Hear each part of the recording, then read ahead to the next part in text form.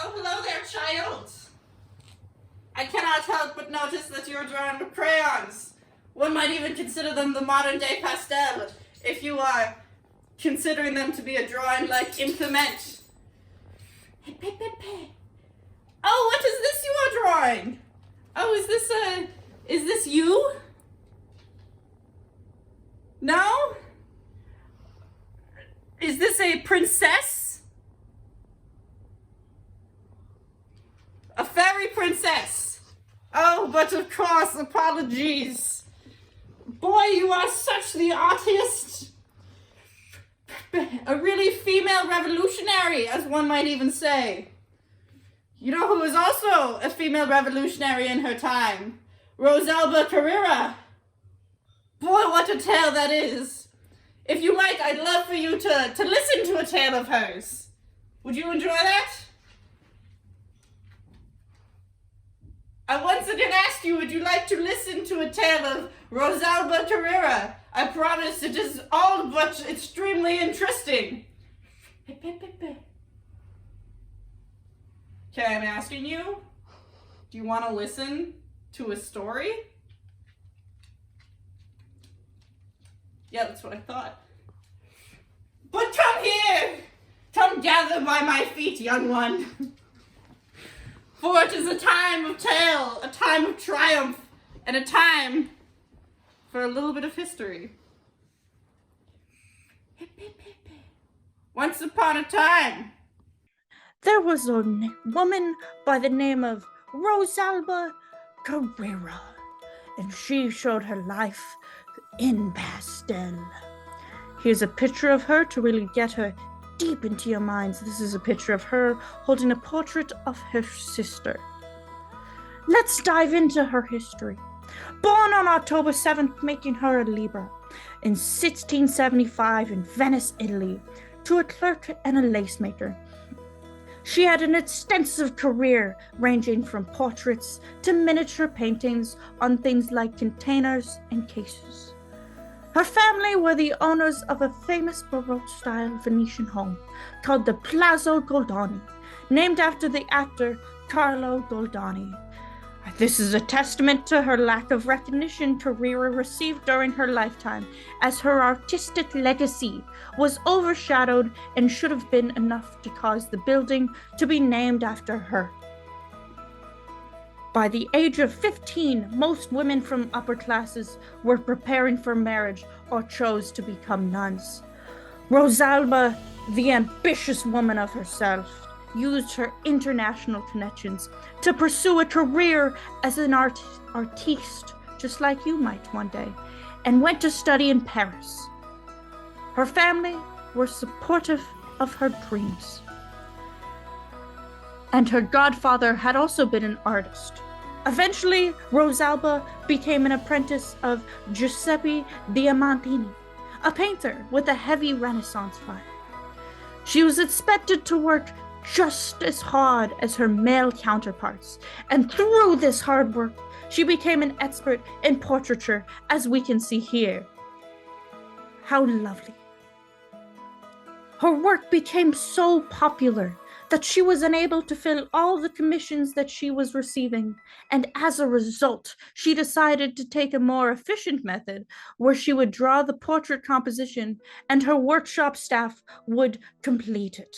A nice little teamwork there for her working. Rosalba was not part of any scandal or shamed by her peers, despite many of her works containing erotic overtones and nudes. Maybe I shouldn't be telling you that. Instead, male artists often praised her work. Look at the mastery. By the early 1700s, she had become extremely famous for her pastels and their unique, heavenly feeling. By 1705, she was admitted into the Academy di San Luca in Rome, despite restrictions against female members. She was admitted in the rank Accademia de Merito, which is a rank acknowledges a professional status. This distinguished her from the few other admitted women who only received an honorary membership. Truly, she is but a woman of prowess and extreme talent in this day. Because she used pastels, it was easy to ship her works, and she was able to spread her work widely. Pastel paintings were small, portable, and created relatively quickly, making them popular among grand tourists visiting Venice. Rosalba also did many portraits of people on the grand tours. Because of her success, she became the focus for many travelers, the doll, the pièce de résistance. Despite her popularity, the prices of Rosalba's portraits stayed stable over the years. Although her pastels weren't inexpensive, they were much more affordable compared to oil portraits. Her career only grew throughout her lifetime, and she rejected several marriage proposals in order to keep complete control over her finances. After a successful career, she passed away in Venice in the year 1757. A beautiful work.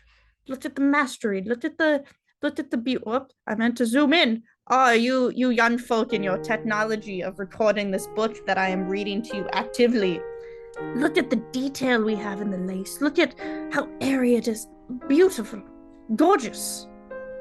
By the mid-18th century, pastels had reached a higher level of acclaim than ever before.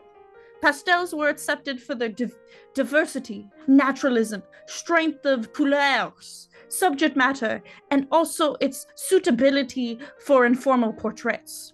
Pastels were distinctive because of their simplicity of tools required, the time they could be executed in, and their scale. Pastels flourished in the 18th century due to the prosperous buying public. The cultural climate at the time encouraged innovations and technology. With the increase of availability, ready-made crayons, and the spread of popularity of portraits in pastels. Although it was possible to purchase ready-made crayons previously, their commercial production was limited. Her unique, velvety, beautiful pastel style is what is her most important impact, and was desired to many across Europe. She was a strong female figure in a male-dominated industry world of art, and who helped pave the way for every other female artist entering the industry, like you, my daughter. Rosalba also created work and opportunities for female artists by employing many as her workers. Many male artists were influenced by her unique style, and many of them ordered her art. She also left behind testimonies of what life was like for a female artist in Europe at the time. Now let's take a look at her style. She was able to create realistic surfaces and textures by using a range of pastel hues, as well as a combination of tools and techniques. She would have began her portraits by drafting detail, such as fingers and flowers, using black pastel sticks or charcoal and chalks. Dry powder pastel would have been used for the background. Flesh tones were probably made by mixing powdered pastels with water.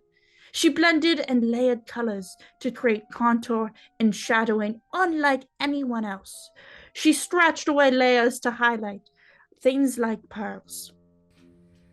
She really has paved the way for young minds like you. I hope you took this lesson in good stride. And until next time, have fun coloring.